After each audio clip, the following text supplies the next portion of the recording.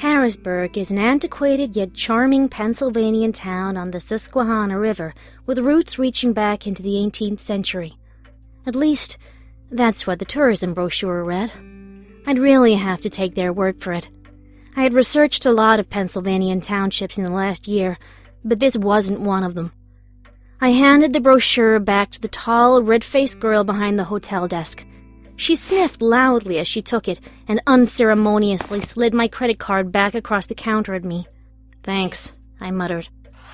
The girl dropped a brass key on the counter, which I eyed with suspicion. I hadn't seen a hotel with actual brass keys since I was a kid.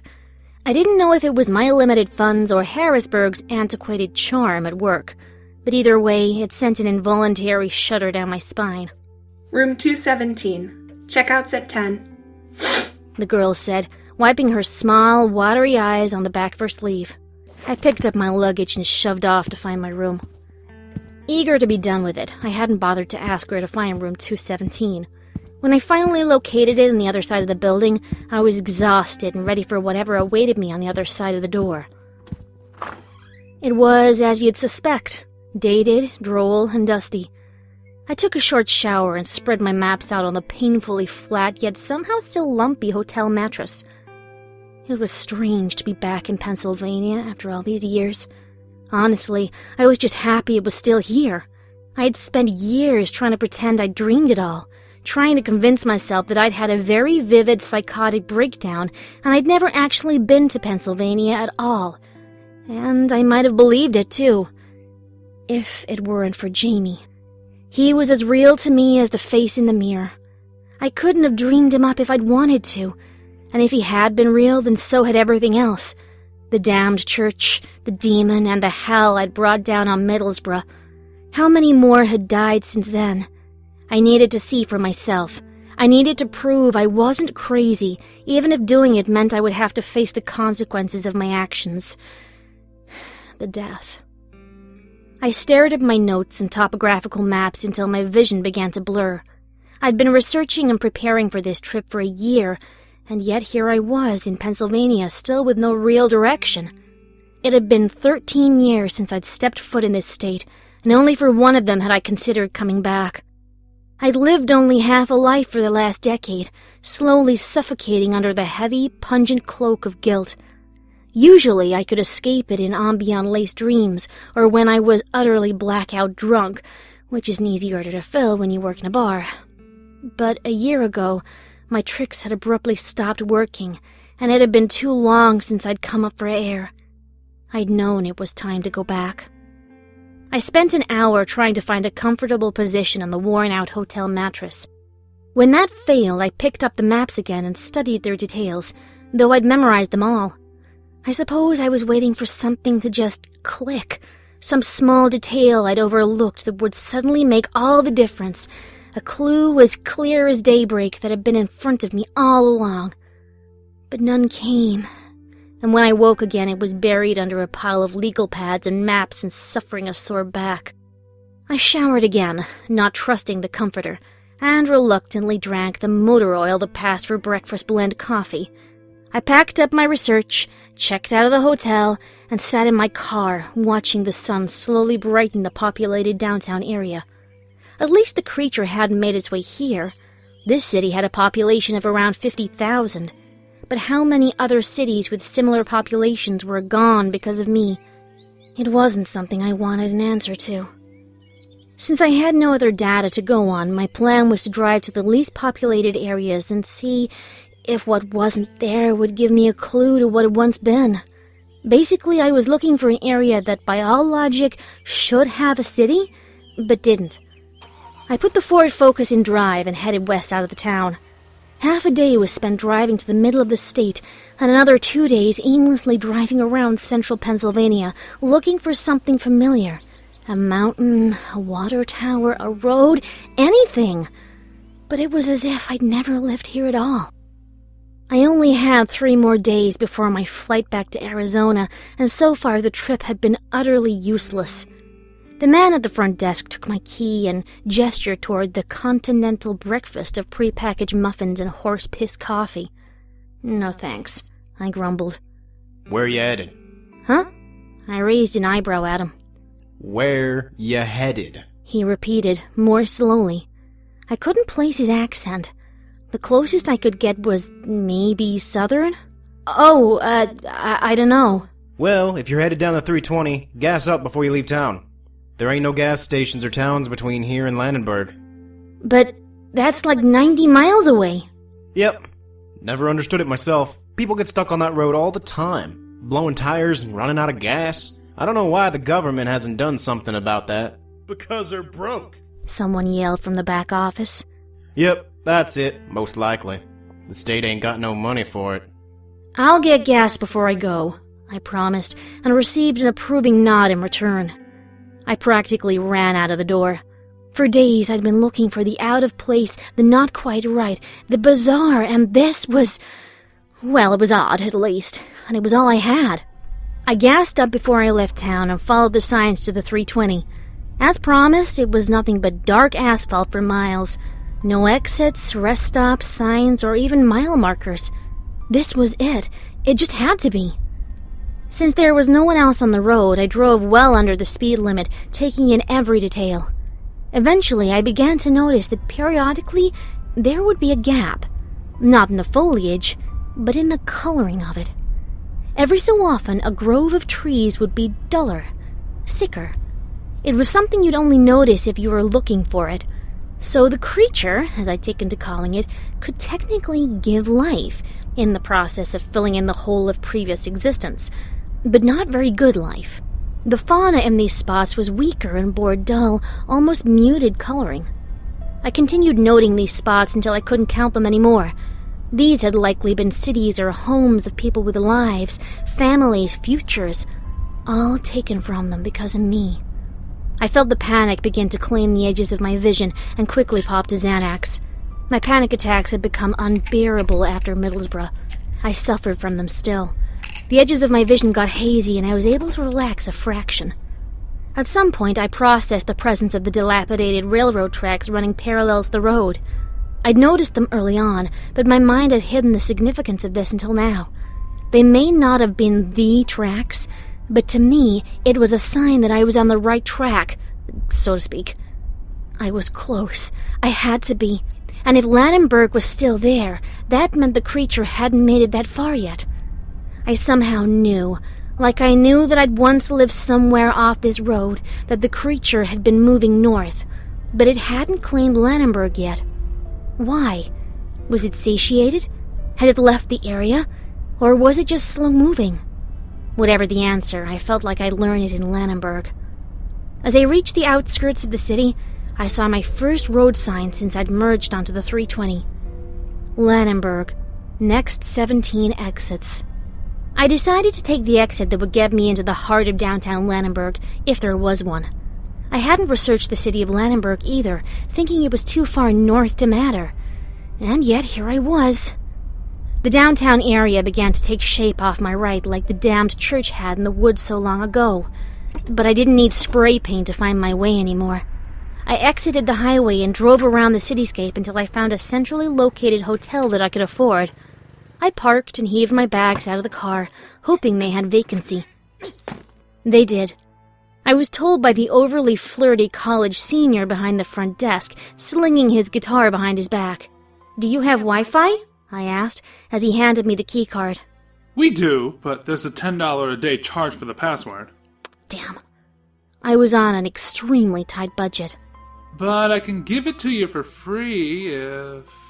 He let his voice trail off suggestively. If what? I raised a skeptical eyebrow at him. If you let me write a song about you. He writed my credit card receipt so he could read it. Caitlin? I sighed. Okay, yeah, fine. At this point, there wasn't much I'd say no to. I was going on 4 days of restless sleep. He eagerly gave me the password, and I retired to my room. First floor, thankfully. I took out my shitty laptop, connected to the hotel's equally shitty Wi-Fi, and pulled up the Wikipedia page for Lenburg. It was a larger city for this part of the state, around 55,000 residents, mostly due to the fact that Lenburg hosted a state university. It was a progressive, young, educated town filled with hipsters and young professionals. Where to even begin? I threw my notes, my phone, and my GPS in my backpack and decided to start with the front desk of the motel, much to my own dread. The college kid who checked me in was strumming chords on his guitar and softly humming. "Excuse me." He looked up at me and winked. You're pretty eager, foxy lady, and I like that. But songs take time to write, even for the most talented... "Yeah, actually, I was just wondering, where can I find the university?" I interrupted, suppressing an eye roll. Mama, this whole city's a campus. I mean, where do you want to go? You a new student? I'll show you around. I get off and... "No, I'd like to find the... This had been a horrible mistake. Think of something quick, genius. Admissions office. I need to talk to admissions." Oh, well, that's about half a mile down Rooker Street. That's the one... "Running in front of the building. Got it. Thanks." He started to say something else, perhaps which way to go down Rooker, but I was already out the door. Not knowing what else to do, and wanting to get as far away from the poor kid as possible, I picked a direction and started walking. Even though it was May, I was still freezing. I hadn't been built for the far north, and my blood had thinned out living in Arizona. With my backpack and my age, I probably would have passed for any other college student on campus, if it wasn't for the hoodie I had pulled tightly around me. I envied them all. Kids just a year or two younger than me, going to classes, hanging out with their friends, making stupid yet amusing mistakes. It could have been me once. But I hadn't grown up like them. Ever since Middlesbrough, I had struggled with school and life in general.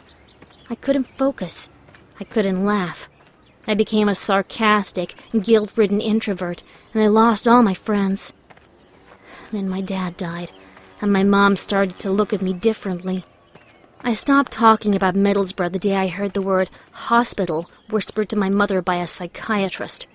Even though I stopped trying to prove it had all been real, my mother never really saw me as her little girl again. I'd moved out at 18 and lived alone for years, working in an English pub, trying to forget how many people were probably dead because of me, including Jamie, the knife that dug the deepest. I walked the downtown area all day. I didn't know what I was doing, where I was going, who I should approach, or what I should ask them. I just knew I was in the right place. I'd been drawn here for a reason. I felt it in my gut. This was where I was supposed to be. But for the 5th time in as many days, I had to ask myself, what now? I suppose I could have spent days wandering around Lenburg. I could have left empty-handed and never known what happened all those years ago. I could have never found him. But as fate would have it, it only took half a day to find out what I was looking for. It was well past noon, and I had stopped at a small cafe to eat a sandwich. Since the restaurant was packed wall-to-wall with students, I went outside and leaned against the brick wall by the door. I suppose I noticed it because it was so brightly colored. Or maybe because it was the only piece of litter I'd seen all morning. Or maybe it was simply because I was supposed to. But for whatever reason, when a bright red flyer blew past my feet, I reached out to step on it. Curious, I bent down to pick it up and read the heading. Tethon History Museum, Lenburg, PA. Upcoming exhibitions. 13th to 14th century Judeo-Christian relics and artifacts. Below that was a blurb about the museum. Nothing too interesting. And below that was a description of the exhibits to be unveiled. I skimmed down the list quickly, seeing little of interest, until the very bottom. Statue of the demon Metaraxes. My mouth fell open. It was too much of a coincidence, nothing to be ignored. I checked the date on the flyer. May 2nd, 2014. 3 weeks ago. I threw the rest of my sandwich in the trash and took off. I'd seen the museum that morning, and I knew exactly where to find it. It was only 3 blocks away, and I got there in under 5 minutes, flew up the building steps, and stumbled straight to the cashier window. Student ID, please. The old man said flatly. I'm not a student. Well, you look... How much? $11. I was gladly willing to pay.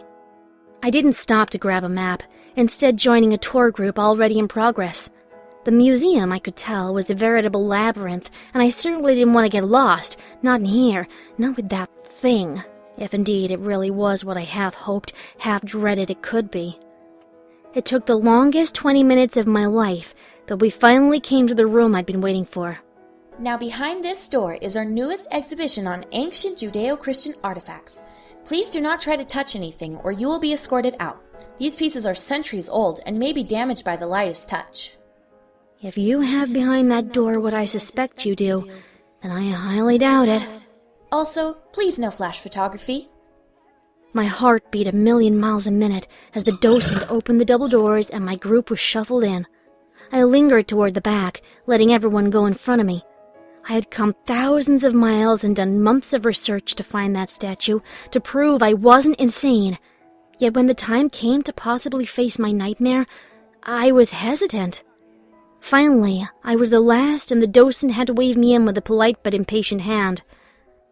There were about 100 things in that room. All sorts of things, really.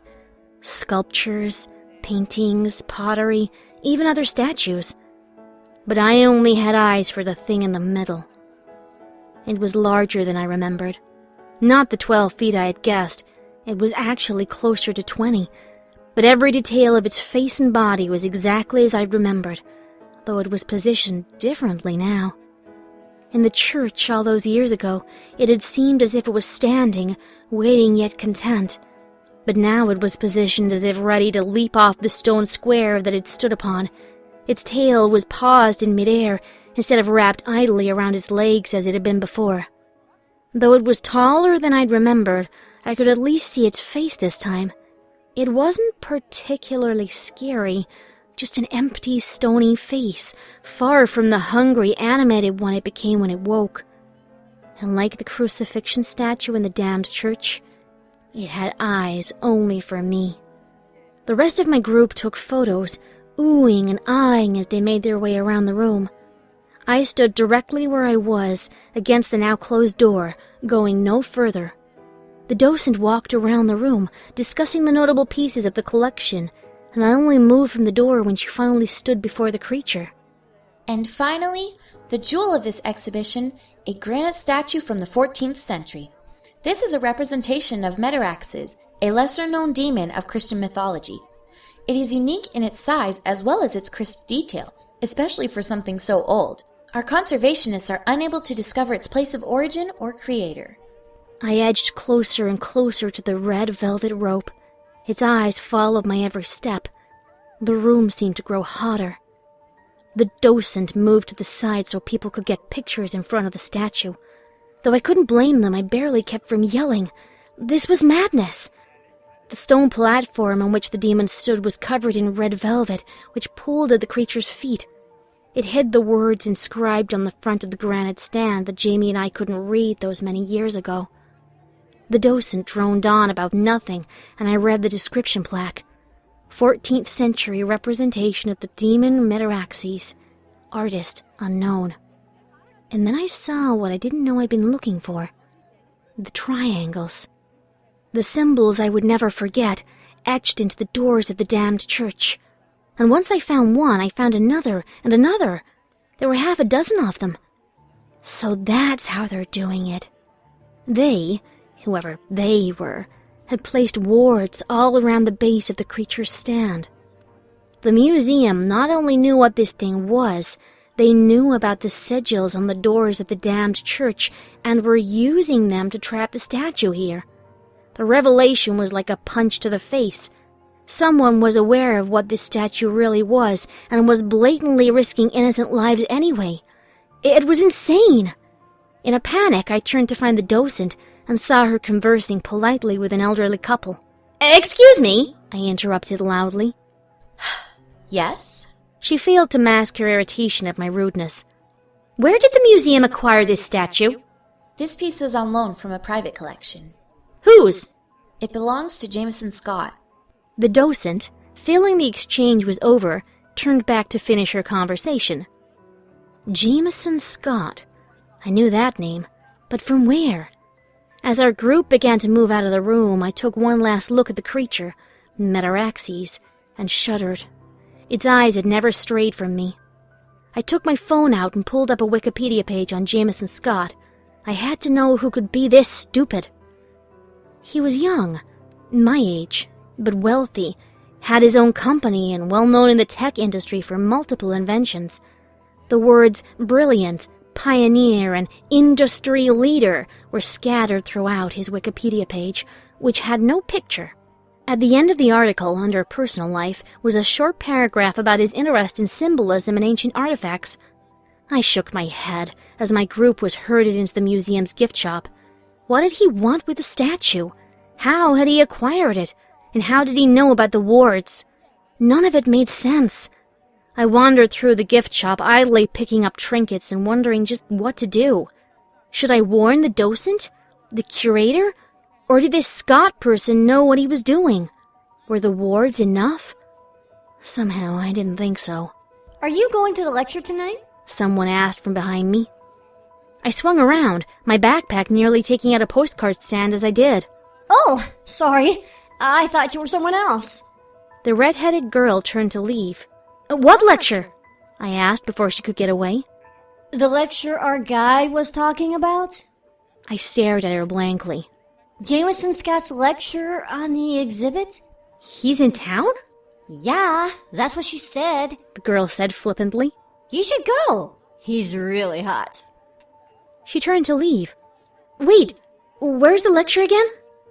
The auditorium in the history building. Building E, she said, as if I should have known. And I guess she wasn't wrong. I was only a few years older than her, and I looked like a college student. Apparently everyone thought so. Thanks, I yelled after her as she walked off with her giggling friend. I would definitely be there. I had a few things to say to this guy, and I wasn't leaving Pennsylvania until I did. I sat in the back of the auditorium, as was my custom. The room was filled wall to wall with people, faculty and students alike. An empty podium sat in front, and a tall, blonde-haired security guard stood to its left. He had a gun on his hip, and his hands were folded behind his back. Maybe he wasn't a security guard after all. I was pretty sure state campuses were gun-free, which meant he was with somebody important. Jameson Scott, no doubt. The guard stared straight ahead, his eyes boring a hole into the wall behind me. Lots of things about him made me uneasy. The murmurs and whispers died down a moment later when a thin, attractive man walked purposefully onto the stage. Good evening, he began. He graced the room with a smile that couldn't fool me. The emotion didn't quite reach his eyes. If anything, he looked like the most stressed out and tired 25-year-old I'd ever seen. My name is Jameson Scott. I'm here to speak to you tonight about a few ancient and interesting items I've collected over the years. I'm sorry, but I will not be answering questions about my company, our newest patents, or my personal charities. I rolled my eyes. Easy, Christian Grey. There were a few disappointed groans from the audience, but Jameson Scott smiled and directed a flirtatious wink at no one in particular. He was an alarmingly charming man. I have been interested in ancient relics, particularly those of religious significance, for many years. Since I was quite young, actually. A somewhat traumatic experience played the catalyst, and I've been studying and collecting ever since. I'll begin with some of my more well-known pieces and then move on to the more exotic. Scott began his lecture on a bowl from Mesopotamia that was supposed to bestow on the user unnaturally long life, as long as you drank from it only water siphoned from the bottom of the Euphrates River. He spoke extensively on several other equally uninteresting artifacts before finally coming to the only one I cared about, the statue. Please study this photo for a minute. Scott clicked to the next slide in his slideshow, and the demon statue appeared against a blood-red background, as imposing and terrifying as it was in real life. A blanket of heavy, uncomfortable air descended on the room as people averted their eyes from the screen and mumbled uncertainly. I didn't take my eyes off it. This is the piece I spent most of my life trying to locate. May I introduce to you the demon Metaraxes. He paused for a minute and clicked to the next slide, a Dante-esque depiction of hell. Metaraxes belongs to the second hierarchy of demons, though he is virtually unknown. And this is simply because of his nature. Metaraxes doesn't kill or possess. He doesn't vie for power, bring darkness into the hearts of men, or try to influence innocence. Metaxes eats. But he eats more than the flesh of man. He eats their homes, their histories, and their souls. If you were to be eaten by Metaxes, it would be as if you'd never existed at all. No one would remember you, and now the empty piece of life you had carved out for yourself in the world would fill in as if you were never there. Everything that was you, or ever would be you, is gone. Jameson Scott paused artfully to let his words wash over the audience, every soul in the room hanging on his every syllable. I suppose it really was quite interesting if you didn't know the heartbreaking truth of it, which I knew he did. For someone hailed as a genius, it seemed utterly reckless of him to romanticize all this. I crossed my arms and slumped lower in my chair. When this was over, one way or another, Jameson Scott and I would be having a conversation. And this is why Metaxes is an unknown. There is no one to speak his name or his deeds, alive or dead. Or there wasn't for many centuries. At some point in history, Metaxes grew tired of being unknown and unworshipped. He proclaimed that those who prayed to him and brought him sacrifice would not only be spared, but also given gifts of everlasting youth and resilience, that which he had stolen from others. It is believed that several ancient civilizations took him up on this offer. They sang his songs, built his temples, and created beautiful artwork in his likeness, such as the one in your museum, to praise the demon and reap his gifts. And this would have gone on for many years, until a name was called that refused to be sacrificed. Metaxes chose his tributes selectively, but eventually a name would come up of someone rich or in power, and that person would maneuver out of it, or simply commit suicide. In these instances, Metaxes would grow angry, and eat the city and all the people therein, leaving no trace that he, or they, had ever existed. This would have happened many times over the centuries. Now this was interesting. The creature could be tamed like a pet. As long as you gave it the treat it wanted, you would not only be saved, but rewarded. Something else to consider is that no one ever knew how often Metaxes called a name. Since the person would be absorbed by the demon, no one would ever remember they had existed at all. It could have been one person a year, or 5 a day, and no one would know but the demon himself. You will find mentions of Metaxes scattered in religious texts dating back as far as 1700 BC, but this statue is rare in that it is the only known likeness of him ever to be found. Jameson graced the many hand in the air with another tired smile and said, I'm sorry, but no questions tonight. If you haven't yet had a chance to see the statue of Metaxes, I encourage you to experience it before it is shipped to New York next month. Then, without any ceremony at all, Jameson Scott simply walked off the stage, and the lecture was over. His security guard, who I realized was more likely a bodyguard, stepped forward to block several girls who jumped the stage to follow his boss. With him busy, I knew I had a chance. As the throng of people pressed forward to the upper exits, I fell back and went out the rear. I sprinted out of the building and rounded the corner, hoping to see what I gambled was there. And it was. Jameson Scott was climbing into the back of a white SUV when I spotted him. "Mr. Scott! Jameson Scott!" He glanced in my direction at the sound of his name, but then shut the door and rolled down the window as the SUV began to pull away. I threw a Hail Mary. "Your wards on that demon will never hold!" My voice echoed down the alleyway. The brake lights came on immediately, but no one exited the car. Taking it as an invitation, I ran up to his window. For a mere 25 years old, he sure looked like he'd seen some shit.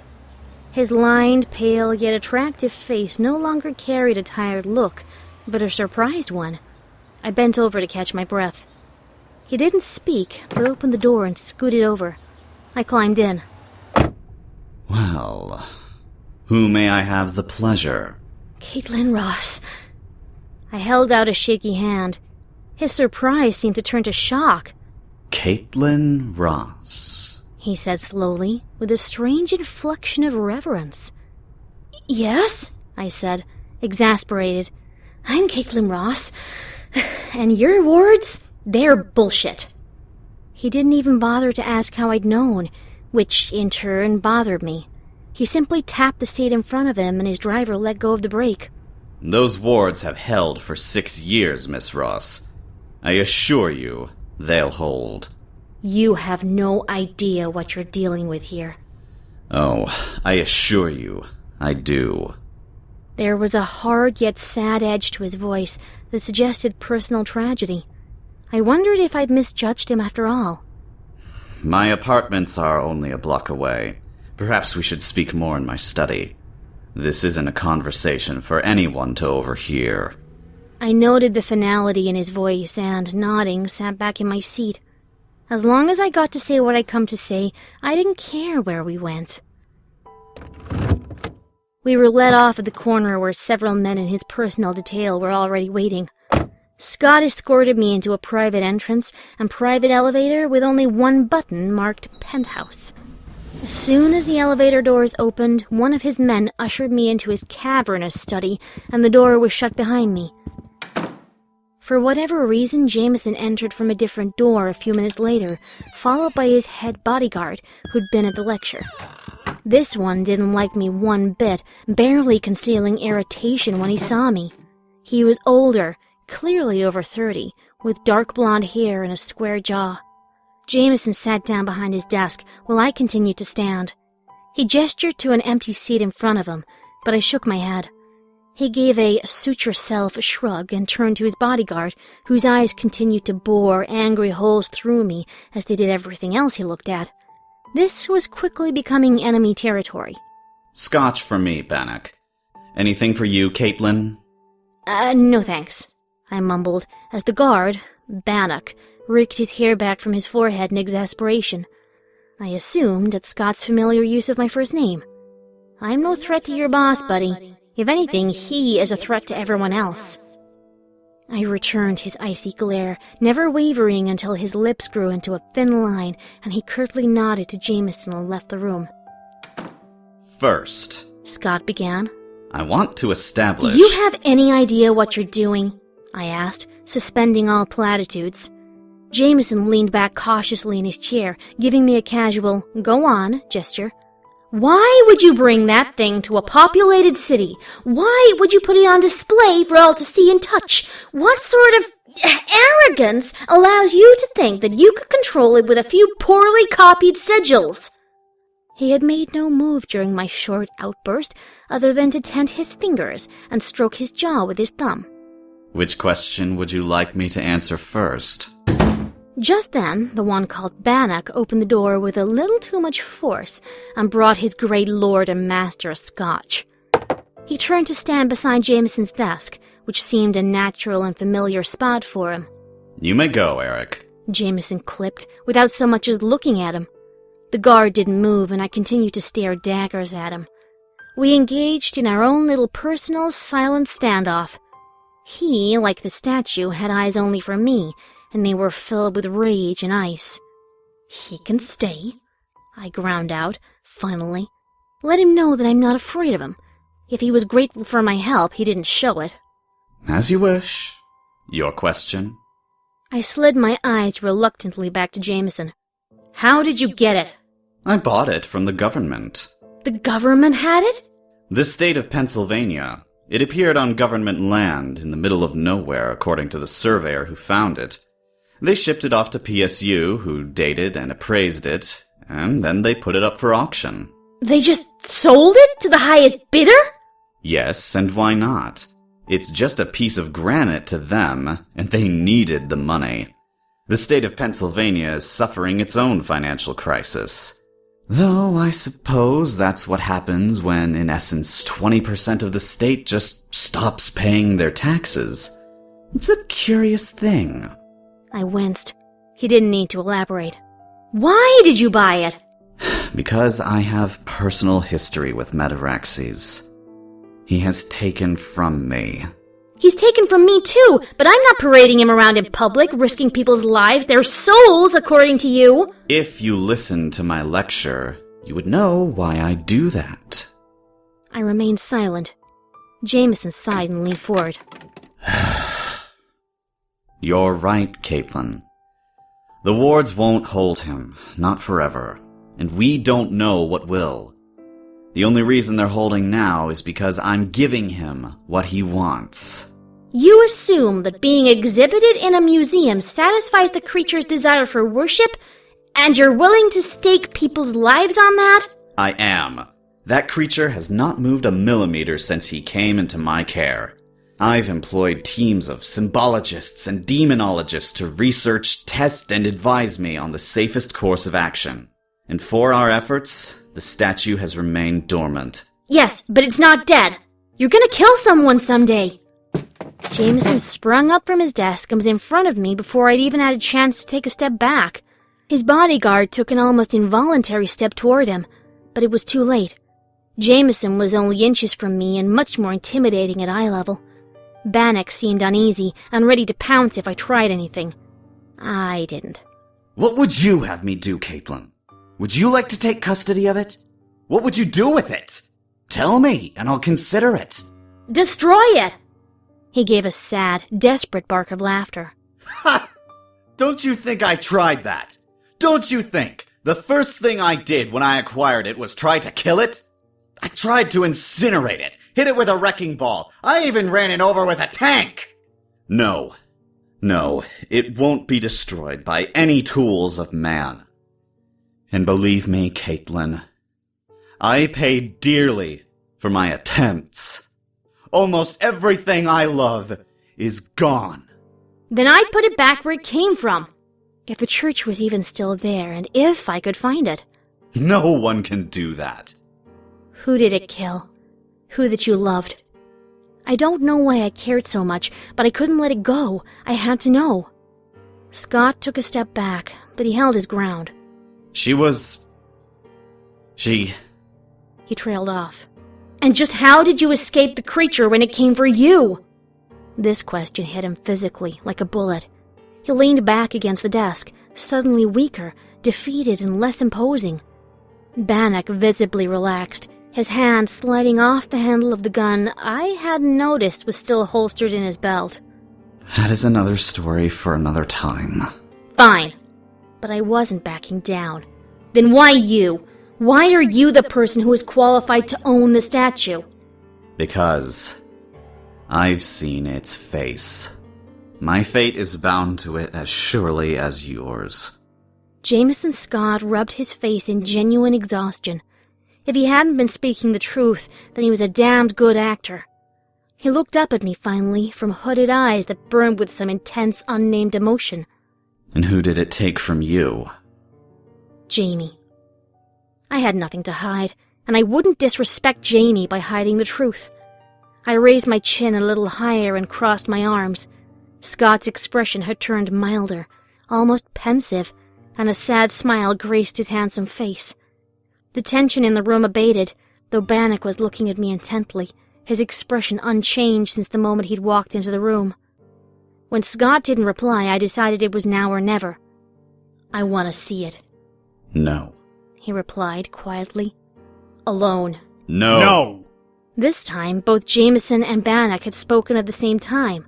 I'd known he wouldn't let me go. He'd never let me near the statue again.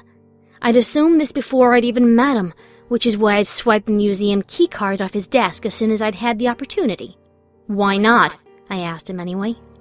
Because he knows you. And you know he could break the wards if he wanted to. No, he could never get past the wards. They are perfectly drawn and blessed as they should be.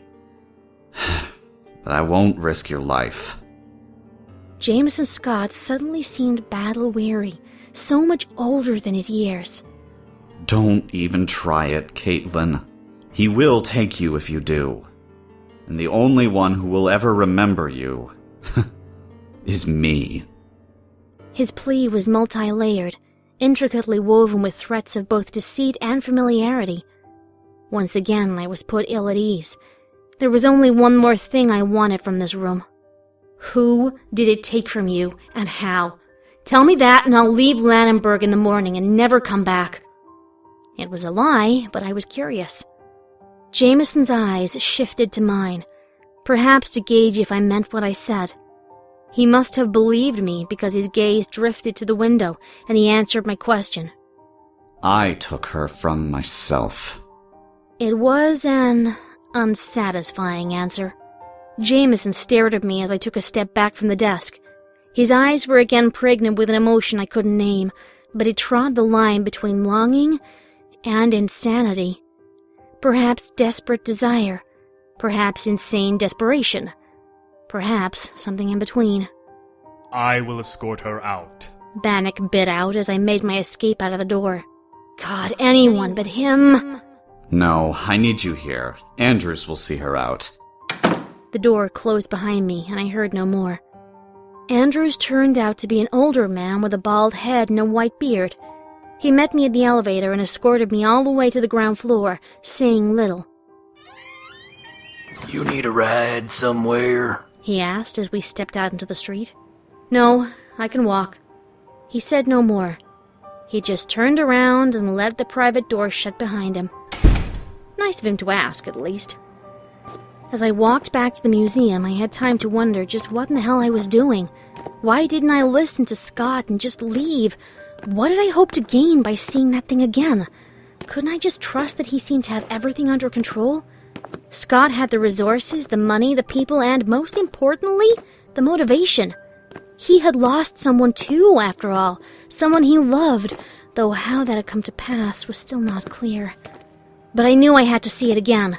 Perhaps I could prove to him just how dangerous that thing was, regardless of the precautions he was taking.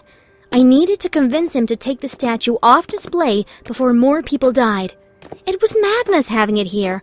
He was exposing innocent people to a demon on a reckless gamble. If I could make the statue move, just an inch or two, maybe even a turn of its head, it would be on the museum security tapes, and I could prove that the thing wasn't truly dormant. I read him as a pragmatic, reasonable man. He would remove the exhibit at once. I trusted that much. Didn't I? Once again, I pulled up Jameson Scott's Wikipedia page.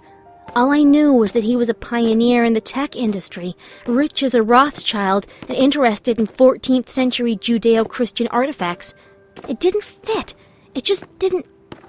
Unless Jameson Scott was telling the truth. But even if he was being honest about his past, Scott was still lying to me about something. Like everything else in the past week, I would have to trust my gut. I arrived at the museum and walked around the giant building looking for the gift shop. At that moment, I knew two things. The statue's room was next to the gift shop, and museums usually had nighttime security. I slid Jameson's card through the reader next to the door, and a light flashed green while the door emitted a soft click. I pushed it open and peered into the empty gift shop. Dim overhead lights gave the room an eerie and foreboding glow. The room reminded me of another room from over 10 years ago. A nave, darkened by dirty windows and a muted setting sun. I was younger then, more innocent. And I'd had Jamie then. What I wouldn't give to have him with me now. What would he say? Would he trust Scott? Would he attempt to stir the creature for the greater good? Or would he say I was stupid for risking my life? Jameson was convinced the wards would hold. Would Jamie have been too? Whatever happened, I hope I didn't fail him.